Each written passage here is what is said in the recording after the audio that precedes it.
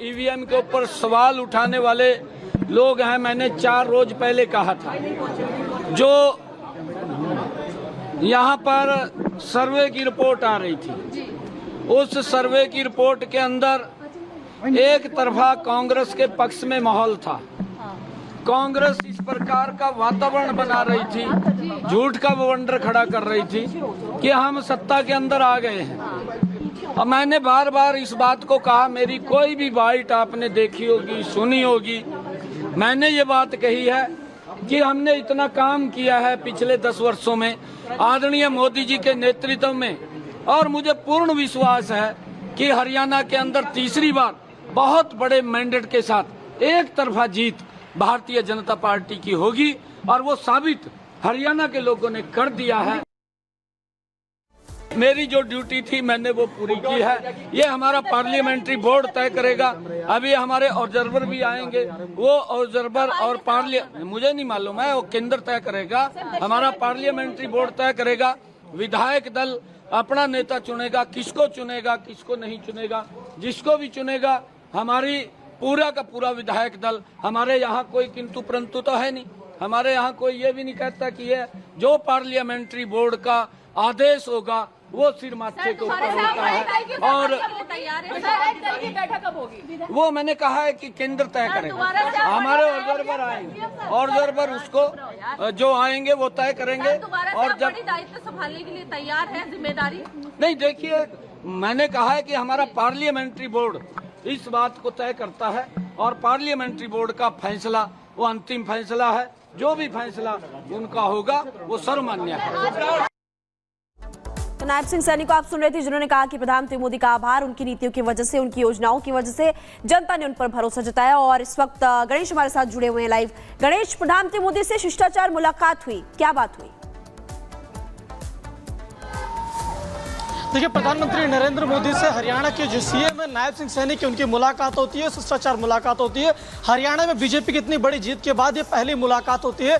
इस मुलाकात के दौरान बीजेपी के राष्ट्रीय अध्यक्ष जेपी नड्डा, गृह मंत्री अमित शाह भी मौजूद रहते हैं। और देखिए, जिस तरीके से लगातार जो तमाम बातें कही जा रही थी, उन सभी बातों को धराशायी करते हुए बीजेपी ने यहाँ पर बड़ी जीत हासिल की है। तो तमाम बातों को लेकर यहाँ पर नायब सिंह सैनी आज प्रधानमंत्री नरेंद्र मोदी को शिष्टाचार मुलाकात के दौरान अवगत कराने के लिए पहुंचे थे। साथ ही जिस तरीके से अभी आपने सुना कि नायब सिंह सैनी जिस तरीके से कह रहे, कांग्रेस ने जिस तरीके से जो झूठ की बातें कही थी वो जनता ने पूरी तरीके से नकार दिया। जनता ने डबल इंजन सरकार को एक बार दोबारा से हरियाणा के अंदर मौका दिया। और ये देखिए, 5 दशक के बाद बड़ी जीत एक तरीके से बीजेपी के लिए, ये योग है किसी भी पार्टी के लिए हरियाणा के अंदर बड़ी जीत है। अब चुनौती होगी कि किस तरीके से, जिस तरीके से जो इन्होंने वादे किए थे, जो अपने संकल्प पत्र में बातें कही थी, उन बातों को किस तरीके से पूरा किया जाएगा। अब दूसरी बात ये देखिए कि आने वाले दिनों में जब विधायक दल की बैठक होगी या यहाँ से जो पर्यवेक्षक जाएंगे, उसमें तय किया जाएगा कि हरियाणा का अगला मुख्यमंत्री कौन होगा। और जब बीजेपी के हमने तमाम नेताओं से बात किया था तो साफ तौर से उन्होंने कहा था कि इस बार का जो हरियाणा का चुनाव हुआ था वो नायब सिंह सैनी को चेहरा रख के एक तरीके से हरियाणा में लड़ा गया था। अब देखने वाली बात होगी कि हरियाणा का अगला मुख्यमंत्री ये कौन बनता है। ये आने वाला वक्त 1-2 दिन के अंदर तस्वीर इसकी भी साफ होती हुई नजर आएगी। जिस तरीके से नायब सिंह सैनी खुद कह रहे हैं, जो हमारे अंदर जो विधायक दल का नेता होता है पार्टी में, वो पार्लियामेंट्री बोर्ड तय करती है। तमाम लेकर सवालों जो हमसे पूछे जाते। रही बात बैठक की, तो बैठक यहाँ पर करीब 1 घंटे तक प्रधानमंत्री आवास के अंदर चली है। बीजेपी के जो तीनों बड़े नेता हैं प्रधानमंत्री नरेंद्र मोदी के आवास पर मौजूद थे, खुद अमित शाह, जेपी नड्डा और प्रधानमंत्री। और मुलाकात के अंदर लगातार बता रहे हैं कि आखिरकार अब आगे क्या होने वाला है और क्या कुछ चल रहा है, लेकिन मुलाकात बेहद खास थी। और आपने देखा उसके बाद कैसे प्रधानमंत्री मोदी से मुलाकात करने के बाद नायब सिंह सैनी मीडिया से मुखातिब हुए, और मीडिया से मुखातिब होते हुए उनकी तरफ से कहा गया कि अब आगे फैसला आला कमान को लेना है।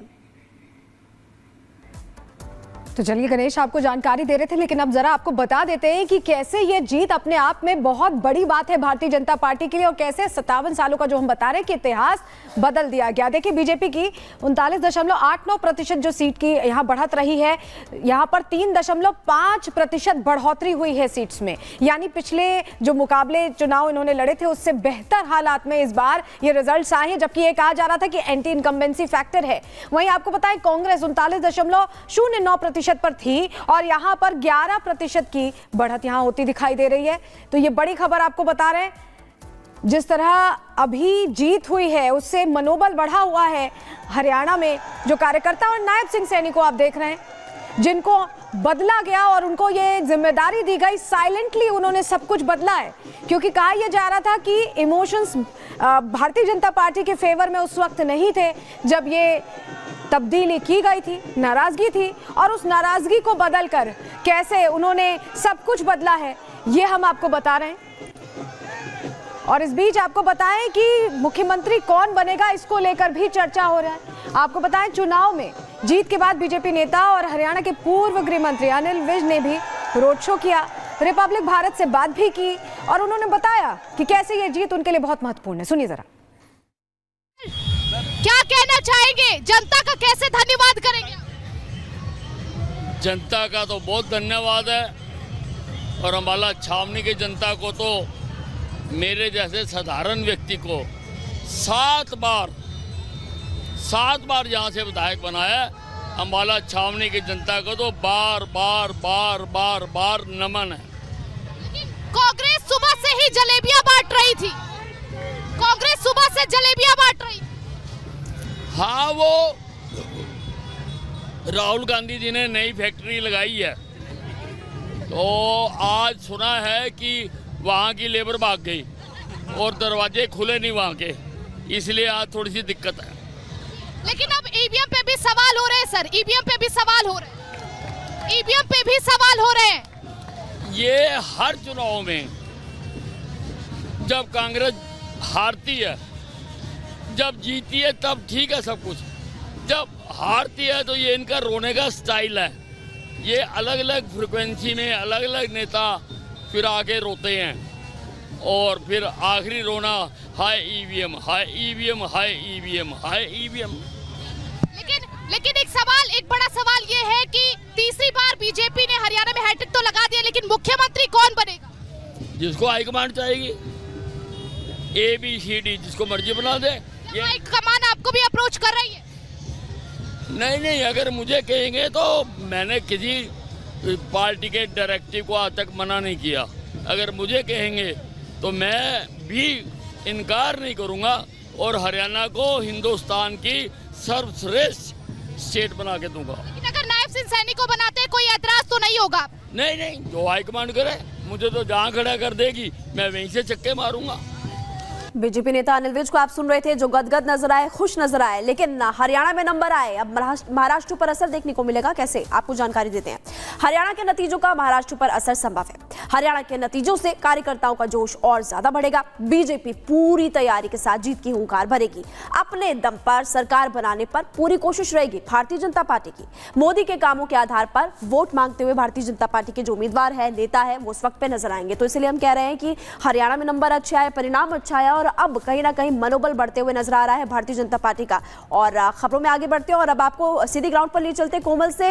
कोमल इस वक्त हमारे साथ जुड़ी हुई है हरियाणा भवन से, आपको वहीं पर ले चलते हैं। कोमल, हरियाणा की बात करें तो देखिए इस वक्त कार्यकर्ताओं में खूब जोश देखने को मिल रहा है। अभी हम चर्चा कर रहे थे कि महाराष्ट्र में इसका असर देखने को मिलेगा। बहरहाल हरियाणा की बात करें, अब आगे क्या, किस तरह से कार्यकर्ता जश्न मना रहे हैं, आज क्या खास होने वाला है हरियाणा में?